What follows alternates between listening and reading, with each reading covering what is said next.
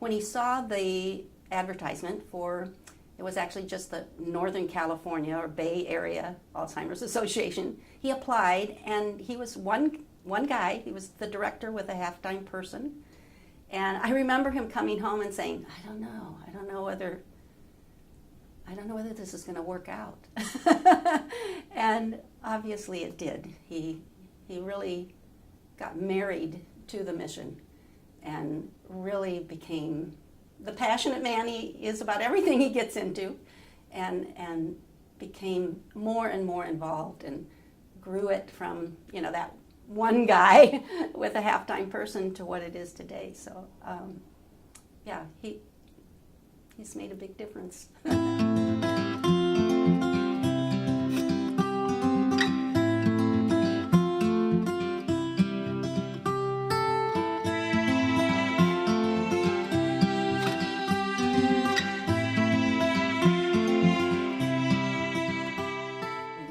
Very young then, and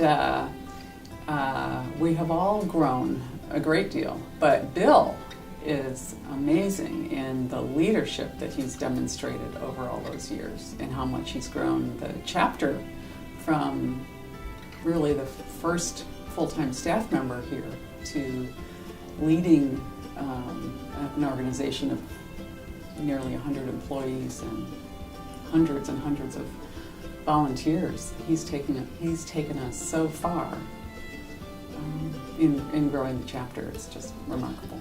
Since day one, Bill has seen the tremendous value in volunteers. And one of the things that he's taught all of us, I think, is that spending time with our volunteers and helping them to understand how their work connects to the mission is absolutely part of our jobs. And sometimes people will feel like, oh gee, I'm just chatting. I'm chit-chatting with the volunteers. And he would assert, no, that's part of the job, is to help people feel connected to the association, to know those people who are donating their time, and again, to help them see how they fit into the bigger picture. I met Bill when I came in for an interview. So that was when I first met Bill. And I remember he had jeans on. And that really made an impression on me. I thought, wow, this is the executive director, and he has jeans on. That says something about the organization. Bill is the ultimate spokesperson for the Alzheimer's Association, and I think that's because he believes so fervently in the cause. And so when he talks about it, it comes through, it shows through. He makes people believe in what we're doing. Bill truly believed that we could make a larger difference for people, helping them through legislation or regulatory change, no matter what their income level was, no matter who they were, if we put forth the effort to coordinate our efforts. And he totally, what was surprising to me is he totally believed in the democratic process. Bill believed if we come together and we all agree on something, whether or not we all totally agree with this is the method, then we're all in. I think Bill has always been a voice of reason at the table of the executives at National. With our relationship with the National office, he's always fostered partnering with National. He's always led his leadership staff to be good stewards of the mission and do what's right for the mission rather than what's right just for the advancement of the chapter. Simply believing that it's so important for the work that we do to include the underserved communities, to include everyone in our movement. And I think he's been such a great champion for us across the country and with National. We learned from Bill to let the volunteer leaders lead the meeting instead of sitting there as staff and giving updates, really letting the volunteers lead the meeting, field the questions, run the meetings, and get really involved. In order to get there, we have to invest. We invest in good people and wonderful volunteers, and it gives us what we have today. one of my favorite moments is when we had the walk up in Treasure Island, and he said he'd bring help to the walk, and he brought his parents, who were then in their 80s, I think, and I worked all day on setup with them, and he was helping them, and just the whole experience of being at Walk with Bill, how involved he is and how he really cares about everybody who comes to walk, and that the participants have a great experience. Those are my favorite memories.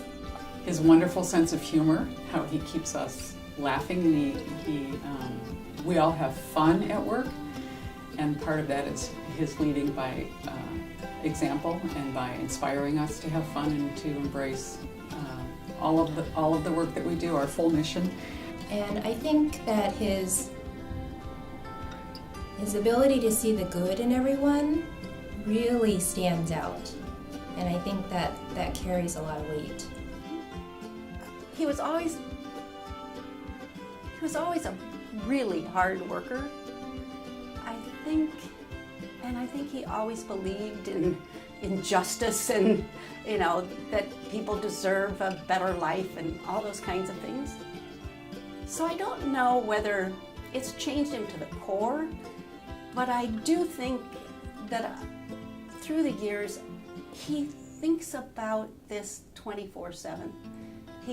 I think that's changed him, in that he never worked anyplace else as long as this, and there's something about he owns it. My dad is one of the most wonderful men in the world. He is an absolute unfailing optimist. He is he's a cockeyed optimist. He sees the best in everyone and everything, and he's absolutely determined to make a difference. Bill, thank you for all the years of your wonderful leadership. You have been a very generous mentor and a powerful role model for me, and words can't really describe how meaningful that has been. You have definitely made a difference in the fight against Alzheimer's. You've made a huge difference for me and for my family, and you are one of the most visionary, inspiring, positive people that I have had the pleasure to know. Wish you all the best, and going forward, I can imagine it working out perfectly. So Bill, John and I wish you a very happy and long retirement. You deserve a break from the relentless work that you do for the association, and I hope you guys have a great, great, great time with your grandkid, and I wish you the very, very best. You empower us to talk about why we care about this issue, and you have always had our backs when it came to policy and advocacy and the work that we do, and believed in what we were doing. So thank you, Bill. It's been great working with you. You are absolutely beloved by our entire staff team, our volunteers, our board, the national organization, and myself included. You are one of my closest friends and have really taught me so much of what I know and have helped to create who I am today. Bill, I'm so grateful for the 16 plus years I've spent under your guidance and your leadership, and you've been the best person I've ever worked for, and I'm really gonna miss you.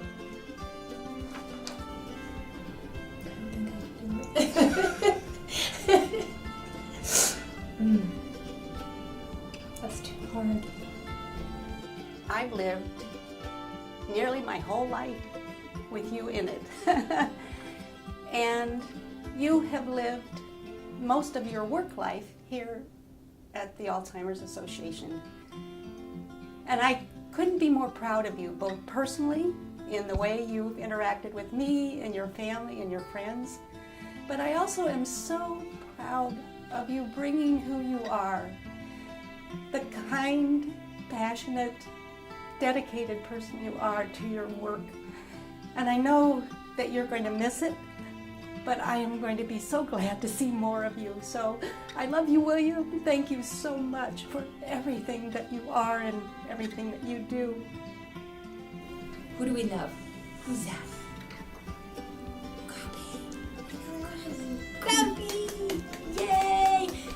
Grumpy, happy retirement. Happy retirement, Grumpy. Are we gonna spend more time with Grumpy? Yeah. Where's the Grumpy? Where's Grumpy? What are we gonna do with Grumpy when he's retired? Are we gonna go swimming with Grumpy? Yeah. Yeah? Can you say swimming with Grumpy? Swimming with Grumpy. Yeah! What are you talking about? Oh, I'll go with the ball, sweetheart. Ready to go. You ready to? Okay. We love you, Grumpy. Bee's ready to go, and you're ready to go too. See you soon.